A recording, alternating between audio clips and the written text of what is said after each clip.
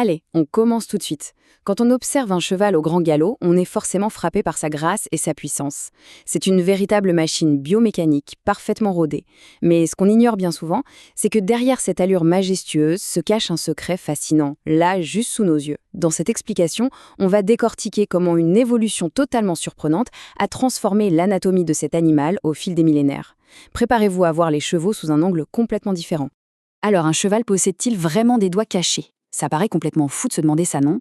Quand on regarde le bas d'une patte de cheval, on voit un sabot solide, unique, fait pour encaisser des chocs énormes. L'idée même de chercher des orteils là-dedans semble totalement illogique. Et pourtant, la réponse est bel et bien gravée dans l'anatomie de l'animal. Il suffit juste de savoir repérer les indices que la nature a laissés derrière elle. Première partie, les vestiges de l'évolution. Pour commencer, regardons un peu l'extérieur. Parce que oui, l'évolution ne nettoie pas toujours parfaitement ses traces. Sur les jambes du cheval, on trouve encore de petites bizarreries anatomiques qui racontent une histoire vieille de millions d'années. Regardez bien l'arrière des pattes de ce cheval de trait, un Clydesdale. On lui a rasé les poils, et là, on découvre d'étranges structures proéminentes. On dirait presque de petites cornes, n'est-ce pas? Ce ne sont absolument pas des blessures, ni de la corne qui aurait poussé au hasard. Ce sont de véritables capsules temporelles. En fait, ces structures, ce sont les restes d'anciens doigts qui ont disparu avec le temps. Prenons les châtaignes, ces marques ovales à l'intérieur de la jambe, au-dessus du genou. Eh bien, ce sont les vestiges du tout premier doigt, l'équivalent de notre propre pouce humain, et les ergots à l'arrière du boulet. Ce sont les fantômes des deuxième et quatrième doigts. Ce qui est dingue, c'est que ça varie selon les races. Chez un cheval de course très fin comme le pur sang, l'ergot n'est souvent qu'un petit bout de peau un peu épaisse, mais chez un géant comme le Clydesdale, ça donne ces impressionnantes structures en forme de corne. Deuxième partie, le retour des sabots. On vient de voir que la nature a réduit ses anciens orteils à de simples callosités. Mais que se passe-t-il quand la génétique fait un énorme bond en arrière et réveille ces fantômes du passé? Eh bien, ça donne ça.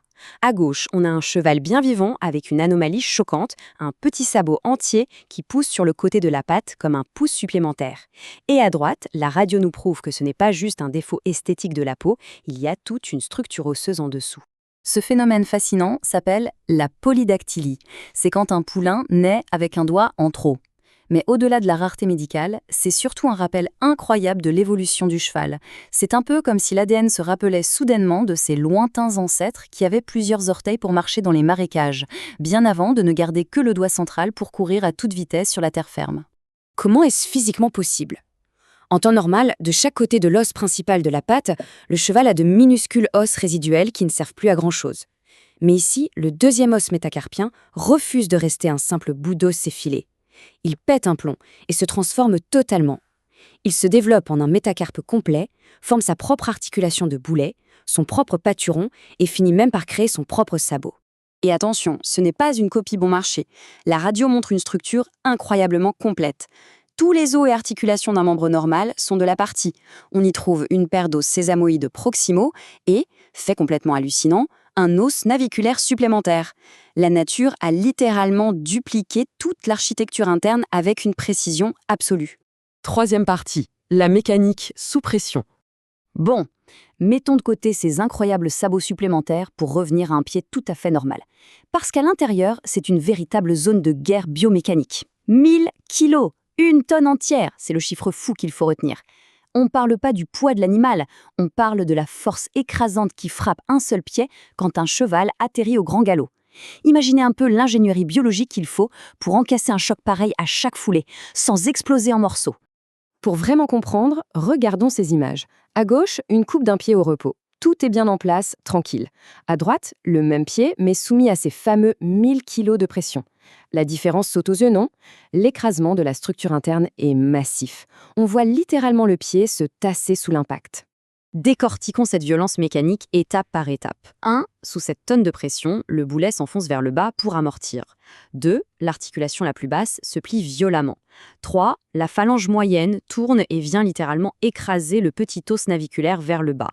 Et 4. Le tendon fléchisseur profond, qui est déjà extrêmement tendu, est forcé de se redresser d'un seul coup. C'est une vraie mécanique de l'extrême. Forcément, une telle force entraîne d'énormes dommages collatéraux. Sous l'impact des 1000 kilos, un espace vide se crée brutalement dans la bourse naviculaire. La paroi même du sabot se tord et se courbe.